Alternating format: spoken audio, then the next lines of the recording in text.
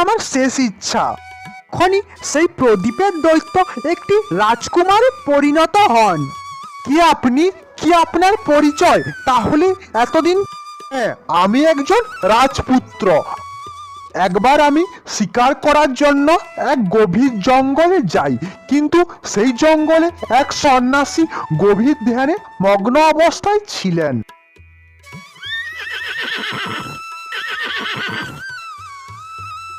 আমার ঘোড়ার শব্দে সন্ন্যাসীর ধ্যান ভেঙে যায়। তখন তিনি ক্ষুব্ধ হয়ে এই প্রদীপের মধ্যে আমাকে বন্দি করেন আর আমাকে প্রদীপ থেকে মুক্ত হওয়ার উপায় বলে দেন। সবার ইচ্ছা পূরণ করবে, কিন্তু তুমি নিজের কোনো ইচ্ছা পূরণ করতে পারবে না।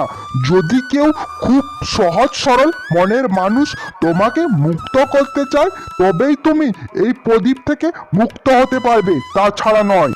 তারপর বহুকাল কেটে যায়। সবশেষে আপনি আমাকে এখান থেকে মুক্ত করেছেন।